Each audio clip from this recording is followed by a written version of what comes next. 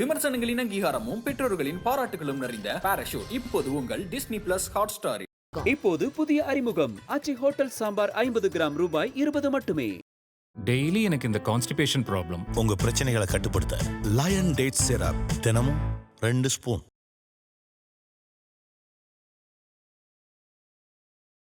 IBC Tamil நேயர்களுக்கு வணக்கம். இன்று நம்முடன் இணைந்திருக்கும் சிறப்பு விருந்தினர் நாம் தமிழர் கட்சியின் மாநில ஒருங்கிணைப்பாளரும் இயக்குனருமான திரு ஜெகதீச பாண்டியன் அவர்கள். வணக்கம் சார். வணக்கம்.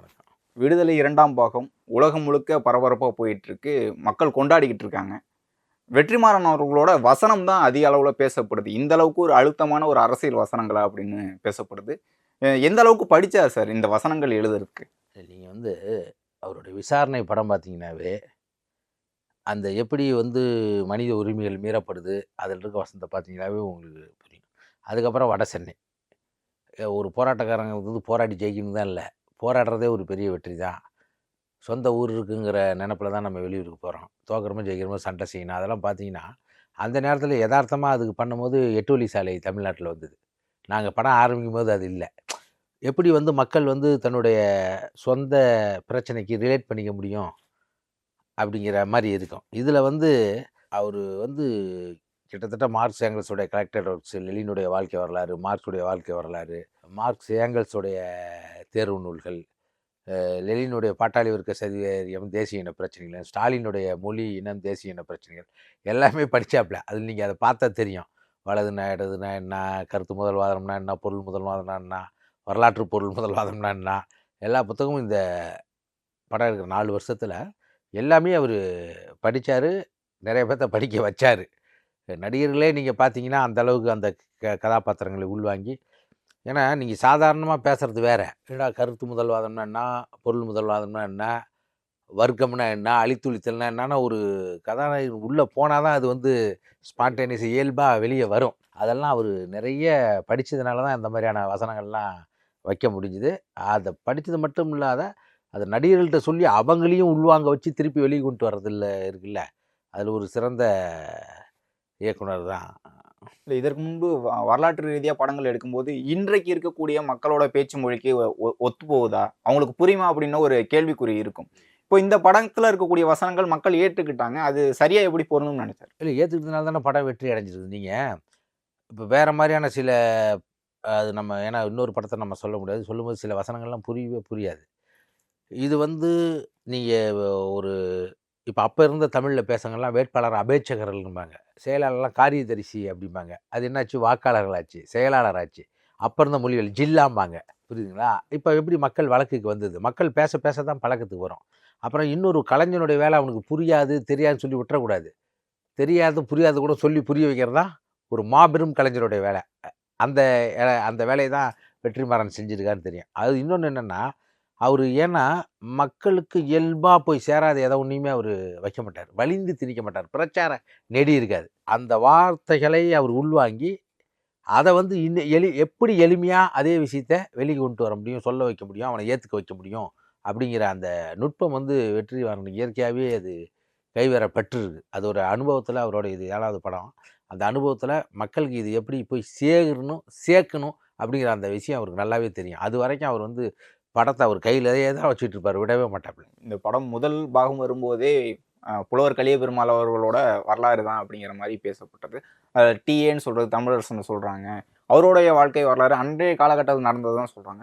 ஆனால் படம் முழுக்க 2ஆம் பாகம் பார்க்கும்போது நிறைய சம்பவங்கள், நிறைய அரசியல் சம்பவங்கள் இருக்கிற மாதிரி தெரியுது. அது ஒன்று இதில் மூலிமா என்ன சொல்கிறோம்னா, இது ஐயா தமிழரசனுடைய வாழ்க்கை வரலாறோ, ஐயா புலவர் கலிய பெருமாளுடைய வாழ்க்கை வரலாறோ இல்லை.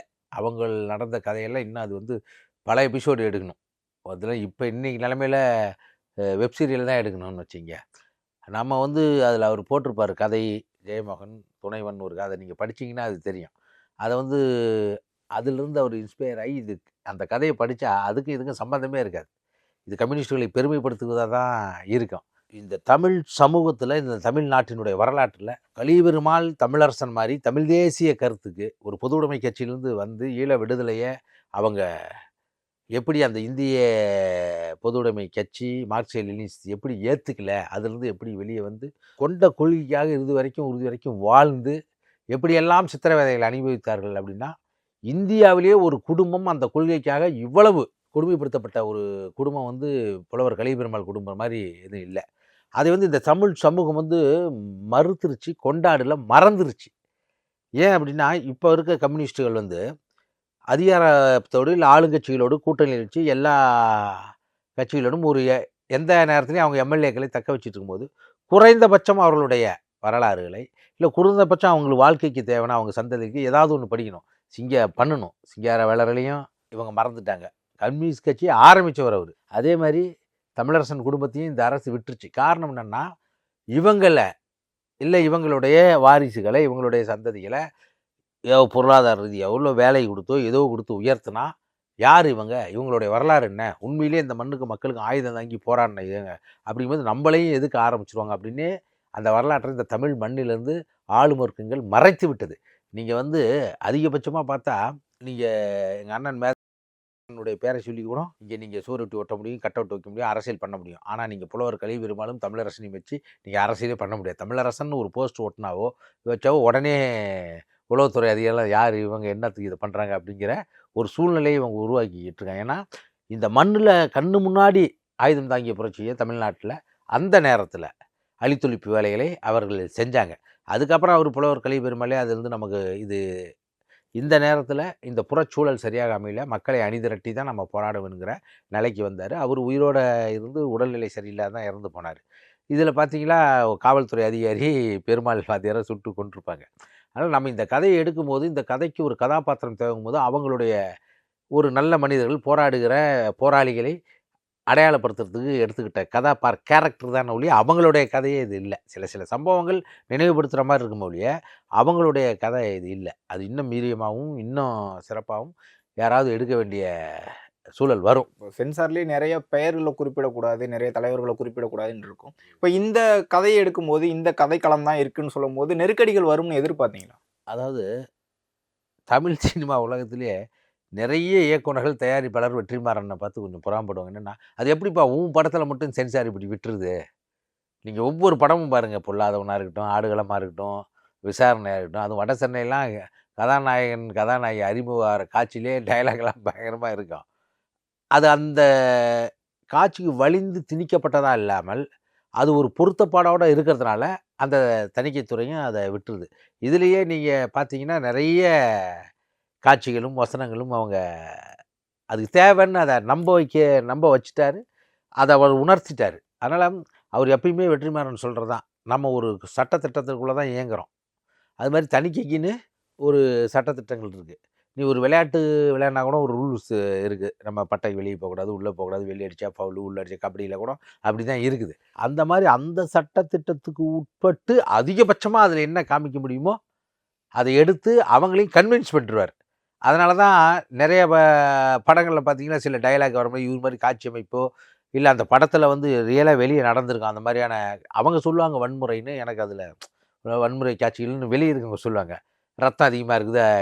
அது இவர் படத்தில் மட்டும் அதை எப்படி காட்சிப்படுத்தி அவர்கள்ட்டிருந்து அதை அனுமதி வாங்க முடியும்னு அவர் வெற்றிமாறனுக்கு தெரியும். அதனால தான் அவர் படங்களை பார்த்தா மற்ற எல்லா படங்களை விட வசனமும் சரி காட்சி அமைப்பும் சரி கொஞ்சம் அழுத்தமாகவே இருக்கும். இந்த படத்தில் வந்து பல்வேறு காட்சிகளை பார்க்கும்போது அது வீரப்பனை நினைவுபடுத்துகிற மாதிரி இருக்குது. அதே மாதிரி வாச்சாத்தி சம்பவத்தை நினைவுபடுத்துகிற மாதிரி இருக்குது, கீழ்வெண்மணியை ஞாபகப்படுத்துகிற மாதிரி இருக்குது.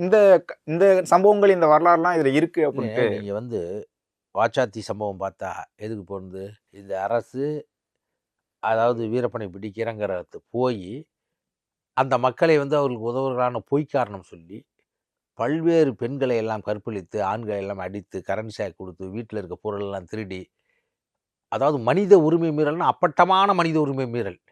நீங்கள் எதுக்காக போகிறீங்க, ஒரு குற்றவாளின்னு நீங்கள் சொல்கிற ஆளை தடுத்து இந்த சமூகம் சரியாக இருக்கும் பாதுகாக்கப்படணும்னு போகிற நீங்களே அவரு சொல்லி எப்படி பாதிக்கப்பட்டாங்கன்னு சொல்லி அதை விட மோசமான ஒரு உண்மைதானம் தான் நடந்து அந்த வாச்சாத்தி சம்பவத்தில் போட்டு பல்வேறு பேர் கிட்டத்தட்ட 200 கணக்கான பேர்த்துக்கு மேலே பழி சுமத்தப்பட்டு சில பேர்லாம் செத்து தண்டனைலாம் வாங்கி கொடுத்தாங்க.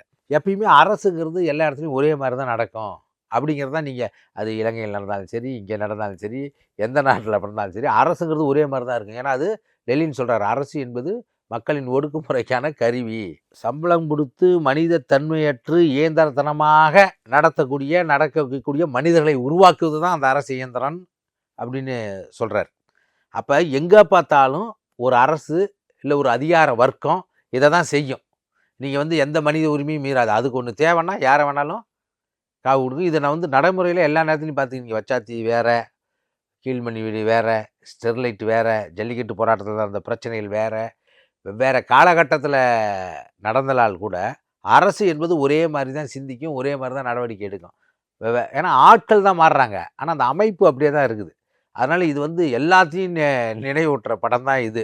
பார்க்குற பார்வையாளர் தான் அதை எடுத்துக்கணும். அதே மாதிரி தொடர்ந்து அரசு குறித்தான ஒரு கேள்வி வெற்றிமாறன் அவர்களோட படங்கள்ல இருக்கு. அதே மாதிரி போலீஸ் குறித்தான கேள்விகளும் அவர்களுக்கு நினைவூட்டக்கூடிய ஒரு காட்சிகளும் அமைச்சிருக்காரு அப்படின்னு மாதிரி சொல்றாங்க. நீங்கள் எல்லா துறையிலும் சரி, வருவாய்த்துறையில், ரெவென்யூ துறையிலையும் சரி, ஜுடிஷியரி நீதித்துறையிலையும் சரி, காவல்துறையிலையும் சரி, எல்லாத்துலேயும் நல்லவர்களும் இருப்பான், கெட்டவன் இருப்பான். அந்த படத்தில் எல்லாமே வச்சுருக்கேன். இந்த இதுலேயே காவல்துறையில் எவ்வளவு மனிதத்தன்மையோடு நடக்க முயற்சி பண்ணுகிறேன். இப்போ இதே நீங்கள் அமுதன் கேரக்டர் பார்த்தீங்கன்னா, முதல் பாதியில் வந்து மெஸ்ஸில் சண்டை நடக்கும், அந்த சவ்வியே போட்டு சாப்பாடு சரி இருக்காது, அந்த இதுக்காக போராடுகிற ஒரு காவல்துறை மாதிரி இருக்கும். 2வது பாகத்தில் அவரை கூப்பிட சொல்லும்போது, இல்லைங்க அவன் வந்து யூனியன் பேசிகிட்டு இருப்பான்னு அந்த அதிகாரி சொல்லுவார், அந்த எஸ்பி. அப்படி இருக்க ஒரு நபர் இந்த சிஸ்டத்தில் எப்படி மாறி எந்த இடத்துக்கு வராரு அப்படின்ட்டு இருக்கு. அங்கே இருக்க இந்த பாலான்னு ஒரு காவல்துறையான ஒரு ஹெட் கான்ஸ்டபிள் மாதிரி இருக்கிறவர் எப்படிலாம் வந்து இவர் வந்து எல்லாரும் துப்பாக்கி இப்படி கடைசி இதில் வந்து அவர் சுடுறான்னு சுடும் போது கூட கட்டாயத்தின் பேரில் சூரிய எப்படி இருக்காருன்னு தெரியும். அங்கே இருக்கிற காவல்துறை அதிகாரிகளே எப்படி போராளிக்கு உதவி பண்ணுறாங்கிற மாதிரி இருக்குது. அது மாதிரி எல்லா இயந்திரங்களையும் நல்லவர் கெட்டவர்கள் இருப்பாங்க. இவர் இதுக்கு எதிரான ஆளுன்னு இல்லை. இப்படி ஒரு சம்பவங்களாம் நடக்குது, இப்படி ஒரு கதை பண்ணுறோம். மக்கள் நீங்கள் எப்படி எடுத்துக்கிறீங்களோ எடுத்துங்கன்னு தானே ஒழிய இது குறிப்பிட்டு ஒரு சாரரை குற்றம் சாட்டுகிற மாதிரி எப்பயுமே வெற்றிமாறன் எடுக்க மாட்டார். சமூகத்தில் இப்படி நடக்குது, நம்ம அதிலிருந்து என்ன எடுத்துக்கணும், அதன் மூலியமாக எப்படி நம்ம விழிப்புணர்வு அடையணும், அது எப்படி முற்போக்காக சிந்திக்கிறவங்களை எப்படி பயன்படுத்திக்கணும் அப்படின்னு தான் சொல்லுவார் ஒழிய ஒரு ஆத்தன்டிகேஷனாக அவருக்கு இது மாதிரி யாரையுமே அவர் அப்படி சொல்ல மாட்டார். குறை சொல்லுவதோ இப்படிலாம் நீங்கள் நடக்கக்கூடாது அப்படிங்கிறதுக்கான ஒரு படமாக எடுத்து வருவார். அப்படி நடந்ததுன்னா சமூக அவலங்களை விமர்சிக்கிற மாதிரி எடுத்து வைப்பார். அவருடைய விதண்டாவாதமாக வேணும்னே ஒரு மலிவான காட்சிகள் அமைப்பதோ, வலிந்து திணிக்கப்பட்ட வசனங்களை வைப்பதோ அவர் எப்பயுமே அதை விரும்ப மாட்டார். இந்தியாவை பொறுத்த வரைக்கும் மேதகு அவர்களை வந்து படமாக்குறதும் அதை வந்து திரையிடுறதும் மிகப்பெரிய ஒரு கடினமான ஒரு விஷயம். இந்த படத்தில் வரக்கூடிய காட்சிகள், தலைவர் அப்படிங்கிறத சொல்லக்கூடிய விஷயங்கள் நினைவுபடுத்துறது மேதகு நினைவுபடுத்துகிற மாதிரியே இருக்குன்னு சொல்கிறாங்க. இல்லை, நீங்கள் போராட்ட காலத்தில் நீங்கள் எல்லாத்துடைய வாழ்க்கை வரலாறு, தலைவருடைய வரலாறு பார்த்தாலும், அவங்களுடைய போராட்ட வரலாறு உறுதி பார்த்தாலும் ஒன்றுக்கு ஒன்று தொடர்பாக தான் இருக்கும். ஏன்னா மக்களை நேசிக்கிற எல்லாரும் இடங்கள், நீங்கள் ரஷ்யாவில் போராடின லெனினாக இருக்கட்டும், அதுக்காக குறிப்பிட்ட மார்க்ஸ், ஜெனினுடைய இதுவாக இருக்கட்டும், நீங்கள் வியட்நாம், மாவோ எல்லாத்தையும் பார்த்தா சின்ன சின்ன வித்தியாசங்கள் தான் இருக்கும் ஒழிய அடிப்படை தன்மை அவனுக்கு வந்து மக்கள் நல்லா இருக்கணும், போராடினா தான் நம்ம வெல்ல முடியும், அதுக்கான திட்டமிடுதல், அதுக்கான போராட்ட வழிமுறைகள், அதுக்கான தத்துவத்தை எடுக்கிறதெல்லாம் பார்த்தீங்கன்னா எல்லாமே ஒரே மாதிரி தான் இருக்கும். அதனால் நீங்கள் வந்து இது அவரை மட்டும் ஞாபகப்படுத்தா, இவரை மட்டும் ஞாபகம் இல்லை. இப்போ நீங்கள் இதை போய் வேறு ஒரு நாட்டில் போடுறீங்கன்னு வச்சிங்களேன், அந்த நாட்டில் போராடி மடிஞ்ச தலைவர்கள் அவங்களுக்கு ஞாபகம் வரும். இப்போ இது கேரளாவில் போட்டிருக்கோம். கேரளாவில் பார்த்தா தெலுங்கானா போராட்டத்தில் நடந்தது, கத்தார் இருக்கார், இவர் கொட்டப்பள்ளி சீதாராமையான்னு அவங்க நிறைய போராளிகள் ஞாபகப்படுத்தும். நீங்கள் கொண்டு போய் கேரளாவில் பார்த்தீங்கன்னா இதே மாதிரி நான் வாழ்ந்தேன் என்பதற்கான சாட்சியங்கள்னு ஒரு நாவல், ஒரு பேர் நல்ல ராமச்சந்திர நாயர்னு ஒரு கான்ஸ்டபிள் வர்க்கீஸுங்கிற ஒருத்தரை வந்து கட்டாயத்தின் பேரில் அவர் நக்சல்ங்கிற பேரில் சுட்டு கொல்ல வைப்பாங்க. அவரை சுட்டுட்டு பல ஆண்டுகள் கழித்து அதை வந்து அவர் உறுத்திக்கிட்டே இருந்து அந்த புத்தகத்தை எழுதுவார். அது கூட மலையாளத்தில் படமாக இருக்குது. இப்போ அவங்களுக்கு பார்த்தா அந்த படம் மாதிரியே இருக்குது, அது நடந்தது மாதிரியே இருக்குது அப்படின்னு சொல்லுவாங்க. எல்லா கட்டத்துலேயும் அதை நான் சொல்கிறேன்னே, ஆட்கள் மாறுறாங்களே ஒழிய அந்த சம்பவங்களும் அதே மாதிரி நடந்துக்கிட்டு தான் இருக்குது. அது பல பேர்த்த ஞாபகப்படுத்திக்கிட்டு தான் இருக்கும். அதுலேயே இன்னொரு வசனம் வந்து பெருமாள் இன்னும் உயிரோடு தான் இருக்காரு அப்படின்ட்டு சொல்கிறோம். அதன் பிறகு அவங்க குடும்பம் இருக்குன்னு சொல்லுவோம். அதன் பிறகு அவங்களோட பையன் பேரன் அப்படி இருக்க மாதிரி இருக்க சொல்லுவோம். அப்போ தான் வந்து அடுத்த தலைவர்கள் உருவாக மாட்டாங்க, தத்துவம் வந்து அடுத்து உருவாகாது அப்படிங்கிற மாதிரியான வசனங்கள் அதை நினைவுபடுத்துகிற மாதிரி தானே இருக்குது. அதாவதுங்க, நீங்கள் வந்து இந்தியா சுதந்திர போராட்டத்தினுடைய முதல் வீரர்களாக அந்த பூலித்தேவை, மருது சகோதரர்களுடைய வாரிசுகளே இருக்கக்கூடாது அப்படின்னு சுட்டு கொண்டாங்க. பல பேர் நாடு கடத்திட்டாங்க. என்ன ஆனாங்கன்னே தெரியாது. எப்பயுமே நீங்கள் இங்கே இந்த சிஸ்டத்தை அடியோடு மாற்றுன்னு நினச்ச பகவத்சிங்கை இந்தியா தூக்கில் போட்டு தான் கொண்டுது. ஐயா சுபாஷ் சந்திர போஸுடைய இதுவரைக்கும் அது சரியான வரலாறே கிடைக்கலையே. சில பேர் இருக்காருனாங்க, செத்துட்டாருனாங்க, திருப்பி வருவாருனாங்க. ஏன்னா அவங்க இந்த அமைப்பை அப்படியே மாற்றணும்னு நினைக்கிறவங்க. ஆனால் இந்த சிஸ்டத்துக்குள்ளேயே இருந்து போராடின காந்தியோ இல்லை நெல்சன் மண்டேலாவோ அந்த விஷயத்தை சக்ஸஸ் பண்ணி கொண்டு வந்துட்டாங்க. ஆனால் இதுக்கு அப்படியே டெட் அகைன்ஸ்டாக இருந்த யாரையுமே இந்த அமைப்பு விட்டு வைக்கல. ஏன் இந்த ஆப்ரேஷன் ப்ளூ ஸ்டாரில் பெந்தரநிலையை சுட்டு கொண்டு பார்த்த பிறகு கூட அவர் இன்னும் உயிரோடு தான் இருக்கார், நடந்துட்டு தான் இருக்கார், போயிட்டு தான் அன்னைய டிவியில் ஒளிபரப்புனான். ஏன் அப்படின்னா இது மாதிரி மக்கள் நேசிக்கக்கூடிய தலைவர்கள் இறந்து விட்டால் மக்கள் வெகுண்டு எழுது சட்டம் ஒழுங்கு சீர்கட்டு நாளைக்கு இந்த அமைப்புக்கே பாதகம் வந்துடும் அப்படிங்கிறதுக்காக அதை டைல்யூட் பண்ணுறதுக்கு அவங்க எல்லா காலகட்டத்திலையும் இது நடக்கிறது தான். அதை யதார்த்தமான வசனத்தை தான் ஒரு அரசு அதிகார வர்க்கம் எப்படிலாம் சிந்திக்கும் அப்படிங்கிறதுக்கான காட்சி அமைப்பும் அந்த மாதிரி இதுதான் வச்சார ஒழிய அதுதானே ஒரு படைப்புக்கு உங்களுக்கு யார் யார் தோணுதோ அவங்கெல்லாம் ஞாபகப்படுத்துறது தானே. அதனால் இவர் இதை சொல்லி வச்சாரா அதை சொல்லி வச்சாராங்கிறதெல்லாம் நீங்கள் உங்களுக்கு என்னவா தோணுது, படைப்பு என்னவா உங்களுக்கு காட்டுது, நீங்கள் என்ன புரிஞ்சுக்கிறீங்களோ அதான ஒழிய அவர் சமூகத்தில் நடக்கிறதுல காமிக்கிறார். இது வரைக்கும் சினிமாக்களில் படங்கள் பாடல்கள், இந்த இசை, இதை மாதிரி கதையே இருக்கும்போது ஒரு அரசியல் ரீதியாக ஒரு படம் எடுக்கும்போது அது சாதி ரீதியான பிரச்சனைகள், வர்க்க ரீதியான பிரச்சனைகள் இருக்கும்போது கம்யூனிஸ்டுகள் குறித்து இன்றைக்கு பார்வை மாறும் நினைக்கிறீங்களா இந்த படத்துக்கு பிறகு? ஏன்னா இதற்கு முன்பு இருந்த கம்யூனிஸ்டுகள் இதன் பிறகு பார்ப்பாங்களா மக்கள்? இல்லை, நீங்கள் கம்யூனிஸ்டுகள் மட்டும் இப்போ மாறல.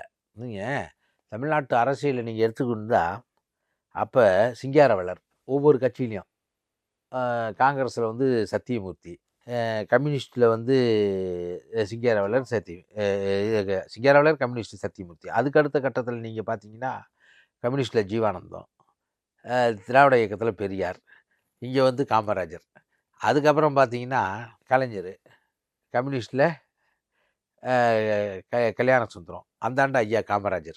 அதுக்கப்புறம் பார்த்தீங்கன்னா இங்கே தாப்பாண்டியன், எம்ஜிஆர், ஜெயலலிதா. இந்த மாதிரி ஒவ்வொரு இயக்கத்துலையுமே நீங்கள் முதல்லேருந்து இந்த நான் பட்டியலிட்டதெல்லாம் பார்த்துக்கிங்கன்னா எல்லா இடத்துலையும் சரியான ஆளாக இருப்பாங்க. அப்புறம் திராவிட இயக்கங்களில் தலைவர்கள் கொஞ்சம் முன்ன பின்ன இருப்பாங்க. கம்யூனிஸ்டுகள் சரியாக இருந்தது, அப்புறம் காங்கிரஸும் சேர்ந்து ஆச்சு, அப்புறம் இன்றைக்கி கம்யூனிஸ்டுகளும் அந்த இடத்துக்கு வந்துட்டாங்க. ஆனால் ஒரு வரலாறு கொடுக்கும்போது வரலாறை அதுதான் அந்த படமே அதானே சொல்லுது, வரலாறை படி வரலாறை படைங்கிறார் ஐயா அம்பேத்கர் அவர்கள். நீங்கள் கதையாவது நம்ம கதையை நம்ம பிள்ளைங்கிட்ட சொல்லி வச்சாதான் இறுதி வசனம். ஆமாம், அது கொண்டு போய் சேர். இன்றைக்கி இருக்கிற நீங்கள் மகாபாரதம், ராமாயணம் இதெல்லாம் சேர்ந்து என்னவா சொல்லி வச்சுருக்குன்னா, ஒரு சமூகத்தில் மாட்டுக்கறி திங்கிறவனை கொல்லு, இங்கே பசு புனிதம், மதத்தின் பெயரால் இவன் மேலே கீழேங்கிறத நம்ம நிறுவி இன்னைக்கு இந்தியா ஃபுல்லாக 140 கோடி பேர் மக்கள் இருக்கான். இந்தியாவினுடைய ஒற்றுமை தேவையா அப்படின்னா ஆமான்னு சொல்கிறோம். ஆனால் என்ன சொல்லுது இவங்க இதெல்லாம் சொல்லி கொடுத்து, இந்தியா ஒரே நாடு, ஒரே உணவு, ஒரே உடைன்னு கூட கொண்டு வந்துடுவான், ஒரே மொழின்னு கொண்டு வரான். அதை தான் நம்ம எதுக்குறோம். அப்போ நீங்கள் இதெல்லாம் சொல்லும்போது தான் கம்யூனிஸ்டுகளுடைய தியாகம் இந்த மண்ணில் யாருக்குமே இன்னும் எடுத்து சொல்லவே இல்லை. காங்கிரஸை விட இந்திய சுதந்திரத்துக்கு அதிகமாக போராடி மடிந்தவர்கள் கம்யூனிஸ்டுகள். இன்னைக்கு நம்ம அனுபவிச்சுக்கிட்டு இருக்கிற அத்தனை உரிமைகளும், சிறைச்சாலை உரிமை கூட, நாங்கள் அன்னைக்கு பேசிகிட்டு இருக்கும்போது பேரறிவாளன் சந்தித்து பேசும்போது 31 ஆண்டுகள் உலகத்திலே அதிகமாக இருந்த ஒரு சிறைவாசி இல்லை அவரும் ஒருத்தர். அது சும்மா இருந்துட முடியாது. அன்றைய சிறை இப்போ வஉசி இருக்கும்போது இருந்த சிறையும் இன்றைக்கி சிறையும் வெவ்வேறையாக இருக்குது. அது எப்படி மாறுது? அண்ணன் தியாகு, இவர் புலவர்கள், இவர் மேலே இவங்கெல்லாம் உள்ளேருந்து சேலத்துலலாம் 22 கம்யூனிஸ்டுகள் சுட்டு கொல்லப்பட்டு உள்ளேருந்து போராடி சிறையிலேருந்து மீட்டு இந்த அளவுக்கு கொண்டு வந்தாங்க. அதே மாதிரி நீங்கள் அனுபவிக்கிற 8 மணி நேர வேலை, உங்களுக்கு கிடைக்கிற உரிமைகள் அனைத்தும் போராடி தான் இந்த அளவுக்கு கொண்டு வந்திருக்காங்க. அதனால் இன்றைக்கி வாக்கு அரசியலில் இறங்கி ஒரு குறைந்தபட்ச சமரசம் பண்ணிக்கொண்டு ஒரு கொள்கை கூட்டணியாக வைத்து கொண்டிருப்பதனால கம்யூனிஸ்டுகளுடைய தியாகத்தை நம்ம மறைச்சிட முடியாது. நீங்கள் வரலாறு நெடுகிலும் பார்த்தா 52 அவங்களே ஆயுத போராட்டத்தை கைவிட்டு வாக்கு அரசியலுக்கு வந்துட்டாங்க. அதுக்கு முன்னே கம்யூனிஸ்டுகள்னாவே நீங்கள் ஒரு தப்பை செஞ்சவனை தட்டி கேட்குறான்னு வச்சுக்கோ, இனி என்னப்பா கம்யூனிஸ்டாம்மா, அந்த அளவுக்கு பொதுமக்கள் மத்தியிலே இருந்தது. அவர்கள் தன்னுடைய போர்க்குணத்தை தற்காலங்களில் இழந்து விட்டதால் அவங்க கொஞ்சம் மழுங்கடிக்கப்பட்டு விட்டார்கள், வழங்கியும் விட்டார்கள். ஆகவே அதனால் இது கம்யூனிஸ்டுகளுக்கு எடுத்துவாங்கன்னா எல்லாத்துக்குமே நீங்கள் ஒரு இளம் பருவத்தில் இருக்குன்னு சமூக மாற்றத்தை விரும்புவான், சமூக அவலங்களை தட்டி கேட்குன்னு நினப்பான், அதுக்காக சாவுன்னு நினப்பான். வாழ்க்கையினுடைய சூட்சுமே என்னென்னா 25 வயசில் இருக்க ஒருத்தன் மகத்தான விஷயத்துக்கு உயிரை விடுன்னு நினப்பான், 70-80 வயசு ஆச்சுன்னா சின்ன விஷயத்துக்காக வாழணும்னு நினப்பான். இதுதான் வாழ்க்கையினுடைய இதுவே. அதனால் இந்த கம்யூனிஸ்டுகளுடைய தியாகம் மக்களுக்கு போய் சேரணும். இதனால் ஒரு சமூக மாற்றத்திற்கு போராடுவர்களை ஆதரிக்கணும், அந்த விஷயத்துக்கு உறுதுணையாக இருக்கணும்னா படம் பார்க்குறவன் எடுத்துக்கிறான். அதனால் அது வந்து மறைக்கப்படக்கூடாதுன்னு நினைக்கிறோம். அதுதான் ஒரு கலை இலக்கியமும் பண்ண வேண்டியதே அதுதான். அதனால் ஒரு புரட்சி வந்துருமா, அது வந்துருமா, மாற்றம் வந்துருமான்னா அது தெரியாது. ஆனால் அந்த மாற்றத்துக்கு ஒரு ஊக்கியா, வினை ஊக்கியா அதெல்லாம் இருக்கும். அதனால தான் ரஷ்ய புரட்சி வென்ற பிறகு மாஸ்கோவிலேருந்து ராதுகா பதிப்பகத்திலேருந்து அத்தனை வந்து அவங்க புரட்சி புத்தகங்களை மட்டும் அனுப்பல. நம்மளாம் இந்த சிங்கிசைத் மேத்தாவு, இவான் துர்க்னோவு, தாய் காவியம், இதெல்லாம் அங்கேருந்து வந்து தான் எல்லாம் படித்து அன்றைய காலகட்டத்தில் வந்து இந்த மாதிரியான இலக்கியங்கள்லாம் ரஷ்யாவிலிருந்து தான் வந்து இங்கே இறக்குமதி செய்யப்பட்டது. தன் மனிதனுடைய மனம் உளவியலாக மேம்படணும். நீங்கள் மாற்றம்னா முதல்ல மனசில் தான் கொண்டு வரணும். அப்போ மனிதன் வளமான சிந்தனையை மேற்கொள்ளும் போது தான் ஒருத்தன் கம்யூனிஸ்ட் ஆக முடியுங்கிறார் லெனின். அப்போ அதுக்கெல்லாம் வந்து கலை இலக்கியம் பயன்படுது இல்லையா? அப்போ இவங்களுடைய தியாகம் மறக்கக்கூடாது, எடுத்து கொடுத்தாதான் நீ அனுபவிக்கிற இன்றைக்கு இருக்க அத்தனை விஷயங்களும். ஒருத்தன் செருப்பு போட முடியாது, உடை போட முடியாது, இடுப்பில் துண்டு கட்ட முடியாது, பெண்கள் வந்து ஜாக்கெட்டு போட முடியாதுங்கிறதெல்லாம் மீறி இத்தனை பேர் செத்து தான் நம்ம இந்த உரிமைகளை நம்ம அனுபவிச்சுட்டு இருக்கோம். அப்போ அதை வந்து நீ மிஸ்யூஸ் பண்ணக்கூடாது, தவறான வழியில் போகக்கூடாதுன்னு இங்கே இருக்க இளைஞர்களுக்கு புரியறதுக்காக இந்த படம் இருக்கணும். தொடக்கத்தில் திராவிட இயக்கங்கள், அது அவங்களோட திமுக அதிமுக கட்சிகள் வந்து அவங்களோட அரசியலை, திராவிட அரசியலை வந்து அவங்களோட திரைப்படங்களில் காமிச்சிருப்பாங்க. அதன் பிறகு பல்வேறு அரசியல்கள் பேசப்பட்டது. கம்யூனிஸ்ட் அரசியலும் பேசப்பட்டிருக்கு. இன்றைக்கு கம்யூனிஸ்ட் அரசியலை தாண்டி தமிழ் தேசியம், இன, மொழி அப்படிங்கிற ஒரு அரசியலுக்கான ஒரு தொடக்கமாக விடுதலை படத்தை பார்க்கலாமா? இல்லை, கண்டிப்பாக. அதாவது இப்போ இல்லை, கிட்டத்தட்ட நீங்கள் வெற்றிமாறன் எல்லா படத்துலையும் பார்த்தீங்களா, தேசிய இன விடுதலை உரிமைகளை வந்து பேசிக்கிட்டே தான் இருக்கும். ஒவ்வொரு காலகட்டத்தில் நீங்கள் வந்து இந்திய எதிர்ப்பு போராட்டமே அது தமிழ் தேசிய விடுதலை போராட்டம் தான். 1932 தமிழ்நாடு தமிழருக்கே அப்படின்ட்டு தமிழர் பெரும்படை திருச்சியிலிருந்து இங்கே வந்திருக்கு. பல்லாயிரம் பேர் கொடி தூட்டி இந்திய இதில். அதெல்லாம் ஒவ்வொரு காலகட்டத்தில் எல்லா ஊர்லேயும் எப்படி இருக்குன்னா, ஏற்கனவே ஆண்டவர்களுடைய குறையை சொல்லி தவறுகளை சுட்டி காட்டி ஆட்சிக்கு வந்து அதிகாரத்தை தக்க வைத்துக் கொள்வதற்காக அவர்களை விட மேலுமான அரசை மிஸ்யூஸ் பண்ணுற இது பண்ணுறதா தான் இருக்கும். தவறாக வழி நடத்துகிறதா தான் இருக்கும். அப்படி தான் இது கொஞ்சம் கொஞ்சமாக இருந்துச்சு. நீங்கள் கம்யூனிஸ்ட்டுகள் வந்து ரொம்ப லேட்டு இந்த ஆர்ட் ஃபார்ம், இந்த இது இருக்கு இல்லையா, அந்த கலை கையகப்படுத்துறது, அதை சரியாக பயன்படுத்துறது ஐயா ஜீவானந்தம் மட்டும்தான்.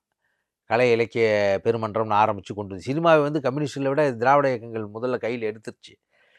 அதுக்கப்புறம் தான் இவங்க வந்து அதுக்கு இவங்களுக்கு முன்னோடியாக இருந்த நீங்கள் ரஷ்யாவாக இருக்கட்டும், அங்கே இருக்க மேற்கு ஜெர்மனியாக இருக்கட்டும், எல்லாமே எப்படி திரைக்கலையை வந்து பயன்படுத்தி மக்கள் மனதில் ஒரு கருத்துக்களை விதைச்சதாக இருக்கட்டும், அவங்கள இது மேலே அனுதாபம் வச்சு இழுத்ததாக இருக்கட்டும், அதை இங்கே இருக்கவங்க பண்ணலை.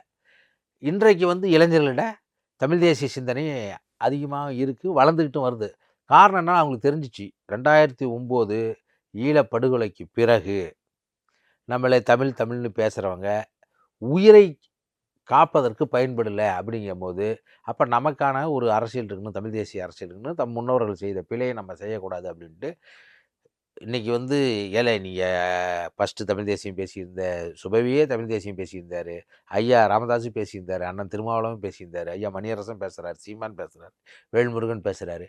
இன்றைக்கி வந்து இளைஞர்கள்ட்டே அந்த நிலைமை வந்துருச்சு. இந்த படம் அப்படியான விவாதத்தை உருவாக்குவதோ அதுக்கு ஆதரவாக இருக்கணும்னு சொல்கிறதுனா அதுலேயும் ஒரு கருத்து அதில் இருக்குது. ஒட்டுமொத்த நீங்கள் இதை கொண்டு போய் மணிப்பூர், நாகாலாந்தில் போட்டிங்கன்னா, காஷ்மீரில் போட்டிங்கன்னா, ஐயோ சரிதானே, அதுதான் ஒரு படைப்பு. அப்படி தான் நீங்கள் மொழியை மட்டும் எடுத்துகிட்டு பார்த்தா அவன் இப்போ நம்ம உலக படங்கள்லாம் பார்க்குறோம். நீங்கள் சின்லர் லிஸ்ட்டு படம் பாருங்கள், யூதர்கள் அவங்களுக்கு என்ன பண்ணாங்கிறதெல்லாம் இலங்கையில் அவன் என்னென்ன பண்ணாங்கிறதுக்கு என்னால் ரிலேட் பண்ண முடியும். காஷ்மீரில் இராணுவம் என்ன பண்ணாங்கிறது ரிலேட் பண்ண முடியும். பியானிஸ்ட்டுன்னு ஒரு படம் இருக்குது பாருங்கள். இப்போ நீங்கள் சில்ட்ரன் ஆஃப் ஹெவன் வந்து நீங்கள் லாங்குவேஜ் எடுத்துகிட்டு பார்த்தீங்கன்னா அந்த இதை உங்களுக்கு அப்படியே தெரியும். ஃபைசல் தி விக்டோரியா டிசியா படத்தை பாருங்கள். இது எல்லாமே எப்படி ஒரு உலக படைப்பாகுதுன்னா, நீங்கள் உள்ளூர் கதையை நீங்கள் சிறப்பாக சொன்னாவே மனித உணர்வுகள்ங்கிறது வந்து எல்லா இடத்துலையும் கிட்டத்தட்ட ஒரே மாதிரி தான் இருக்கும்.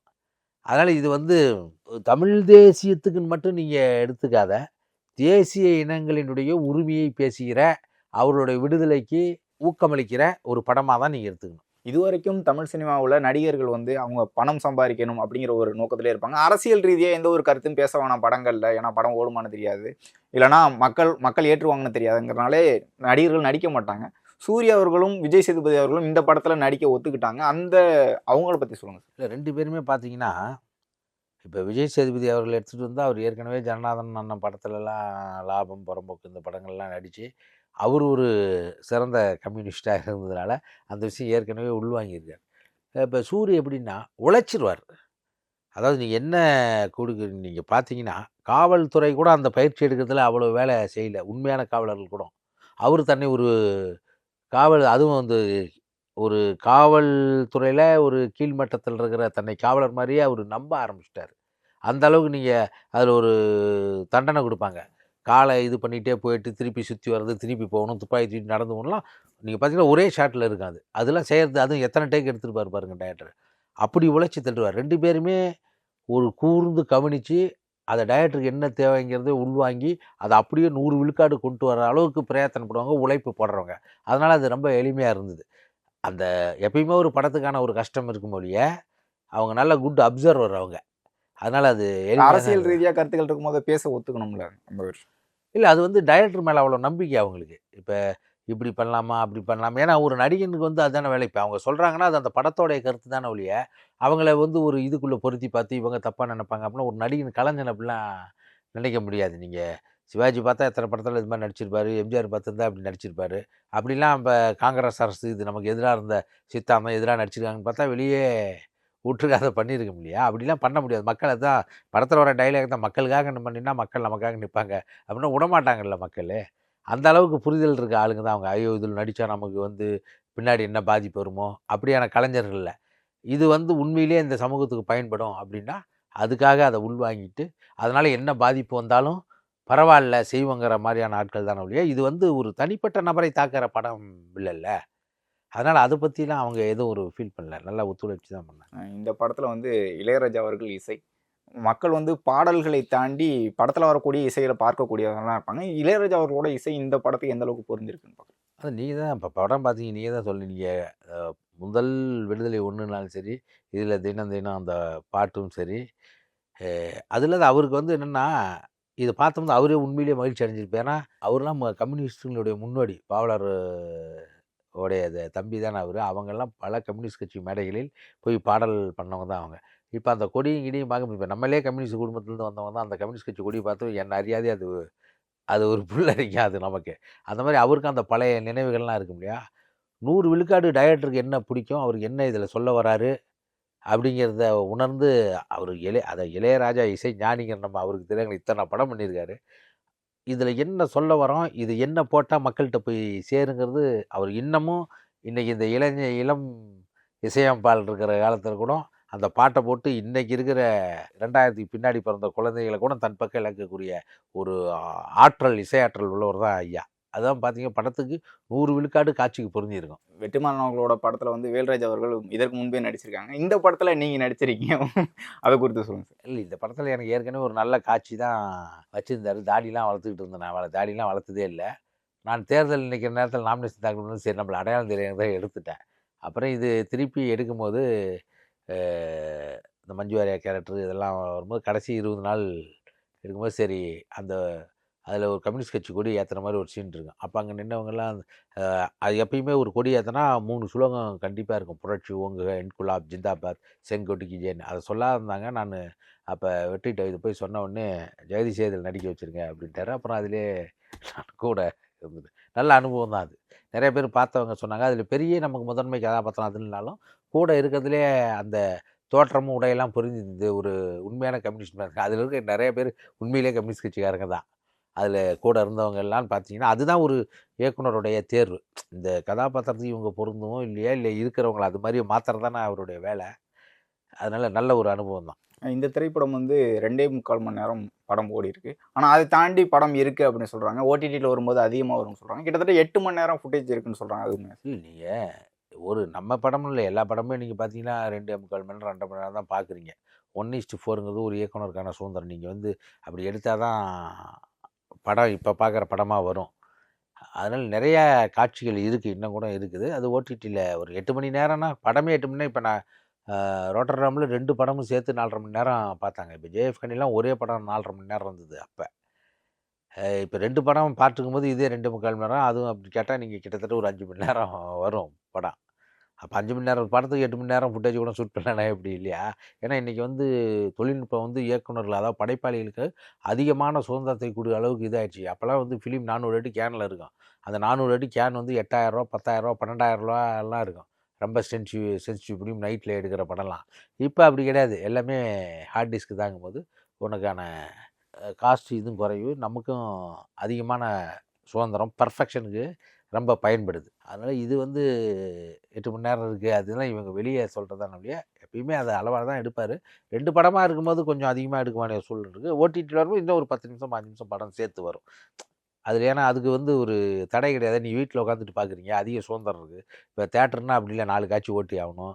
அப்புறம் ஒருத்தன் ஒரு இடத்துலையே உள்ளே உட்கார வச்சு பார்க்குறான். இப்போ வீட்டிலலாம் நீங்கள் எப்போ நிறுத்திட்டு வேணாலும் போய் பார்க்கலாம். வெப் சீரியல்லாம் 8 எபிசோடு 10 எபிசோடு பார்க்கும்போது இந்த படம் ஓடிடியில் வரும் இன்னும் கொஞ்சம் அதிகமான படமாக வரும், இன்னும் நல்ல சிறப்பாக இருக்கும். இது வரைக்கும் தமிழ் சினிமாவில் இருக்கக்கூடிய படங்கள் 2ஆம் பாகம் வரும்போது வெற்றி பெறல அப்படிங்கிற ஒரு பெயர் இருக்கும். இந்த படம் மிகப்பெரிய அளவில் வெற்றி பெற்றும் இது வரைக்கும் மக்கள்கிட்ட பெரிய வரவேற்பு இருக்குன்னு பார்க்க முடியுது. தயாரிப்பு நிறுவனங்கள் இந்த மாதிரியான படங்களை எடுக்கும்போது அது வெற்றி பெற்றாதான் அடுத்த கட்டமாக இந்த மாதிரி அரசியல் படங்கள் வரும்னு சொல்லுவாங்க. தயாரிப்பு நிறுவனம் குறித்து சொல்லுங்கள் சார். இந்த படம் இவ்வளோ தூரம் உருவாகிறதுக்கு மிகப்பெரிய பங்களிப்பு தயாரிப்பாளர் எல்டர்குமார் அவர்களும் அந்த தயாரிப்பு ஆர்எஸ் இன்ஃபர்டைன்மெண்ட்ங்கிற அந்த தயாரிப்பு நிறுவனமும் ரொம்ப முக்கியமான காரணம். காரணம் என்னென்னா, இந்த கதையெல்லாம் ஒரு தயாரிப்பாளர் கேட்டு ஒத்துக்கிட்டு எப்படி இதெல்லாம் ஓகே அப்படிங்கிறது வாய்ப்பு ரொம்ப ரொம்ப குறைவு. அது வெற்றி மேலே இருக்க நம்பிக்கையில் முதல் பார்ட்லேயே நீங்கள் பார்த்தீங்கன்னா, என்னடா சூரி ஹீரோவான்னு நினச்சிட்டு இருப்பாங்க. அந்த இதுவரைக்கும் அவர் பார்த்துருந்த பிம்பத்தையே உடைச்சி அந்த கதாபாத்திரம் தன்னால் இயன்ற அளவுக்கு என்ன பண்ணுங்கிறத மாதிரி வச்சும்போது தான் எல்லாத்துக்குமே ரொம்ப இதாகிடுச்சு. அது இந்த 2 பார்ட்டு இருக்கும்போது மொத்தமாக நீங்கள் எங்கே பார்த்தாலும் இந்த கம்யூனிஸ்ட தத்துவத்தை பேசிக்கிட்டோம் இதுவும் பேசும்போது மற்ற தயாரிப்புலாம் பார்த்தா இது ஓடுமா முதல்ல அப்படின்னா. ஆனால் இவர் அப்படி இல்லை எல்டர்குமார். இது நம்ம சொல்ல வேண்டிய கடமை. அதுவும் நம்ம நிறுவனத்தில் இந்த மாதிரியான படம் வர்றது நமக்கு பெருமைன்னு நினைக்கிற ஒரு தயாரிப்பாளர் நல்லா செலவு பண்ணி அதை ஒத்துக்கிட்டு இது வெற்றி மேலே இருக்க நம்பிக்கையில் இது கண்டிப்பாக அவர் வந்து படம் பார்க்கும்போது இது உறுதியாக ஓடுங்க. எங்களை படம் இறுதி நேரத்தில் அவர் வந்து ஒரு எனக்கு தெரிஞ்சு ஒரு 20-25 தடவை படம் பார்த்துருப்பார். ஒவ்வொன்றும் அவரே கூட இருந்து பார்த்து இருந்து இந்த படத்துக்கு மிகப்பெரிய உறுதுணையாக இருந்தாங்க. வெற்றிக்கு ரொம்ப ஒத்துழைப்பாக இருந்தாங்க. அது வந்து அவர் வந்து ஒரு சினிமாவை நேசித்து படம் பண்ணுறாரு. படம் பண்ணுறது பணம் பண்ணுறதுன்னு மட்டும் நினைக்காத, அது இந்த சமூகத்துக்கு ஒரு பங்களிப்பாக இருக்கணும், நம்ம நிறுவனத்துக்கு ஒரு நல்ல தரமான படத்துக்கு பேரும் இருக்கணும் அப்படின்னு ஒரு நினைக்கிற நபராக இருந்ததுனால இந்த படம் எவ்வளோ குணம் சாத்தியப்படுது. இது வந்து வெறும் வரவு செலவு கணக்கு வருமானத்தை மட்டும் கணக்கு போட்டிருந்தா இது இந்த மாதிரியான படங்கள் வருவதற்கு வாய்ப்பு கம்மி. அதை வந்து அவர் ரொம்ப புரிஞ்சுட்டார். இது நமக்கு இதை சொல்ல வேண்டிய கடமை இருக்குது அப்படின்னு அது உணர்ந்து நிறைய இதை பங்களிப்பை செஞ்சாங்க அவங்க. இவ்வளவு நேரம் உங்களுடைய நேரத்தை ஒதுக்கி உங்களுடைய கருத்துக்களை தெரிவித்து நிற்கிறேன். ரொம்ப நன்றி. விமர்சனங்களின் அங்கீகாரமும் பெற்றோர்களின் பாராட்டுகளும் நிறைந்த பாராஷூட் இப்போது உங்கள் டிஸ்னி பிளஸ் ஹாட்ஸ்டாரில். இப்போது புதிய அறிமுகம் ஆச்சி ஹோட்டல் சாம்பார் 50 கிராம் ரூபாய் 20 மட்டுமே. டெய்லி எனக்கு இந்த கான்ஸ்டிபேஷன் ப்ராப்ளம். உங்க பிரச்சனைகளை கட்டுப்படுத்த லயன் டேட் சிரப் தினமும் 2 ஸ்பூன்.